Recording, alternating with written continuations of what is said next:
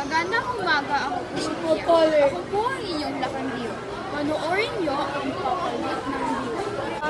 Magandang umaga, ako si Janina. Tayong lahat ay may karapatan mag-aral sa eskwelahan. Doon matututuruan ang hindi matutunan sa bahay lamang.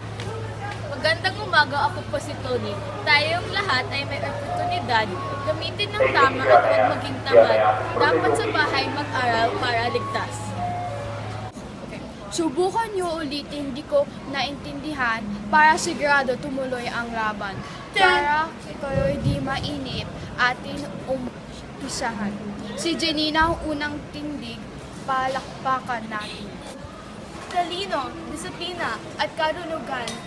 Ito ang institusyon ng paaralan na dapat alamin at sundin parati para maayos sa'yo at sa akin. Bahay sila dapat turuan ng karunungan at iba't iba pa. Lalo na ang respeto at disiplina para sa sarili at kapwa nating lahat.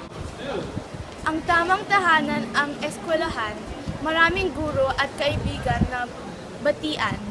Mas maraming pwede mo kunin para sa bagong buhay na darating. Sa bahay, mas komportable mag-aral. Walang paggambal sa'yo at sa aralin. Kasama mo ba ang inyong pamilya? Nagsusuporta sila para sa pangarap sa buhay. Pinagtanggol ng dalawang makatao, parehas lang naman ang mundo. Walang maling desisyon para sa bata, sa bahay o sa eskwelahan, maraming matututunan.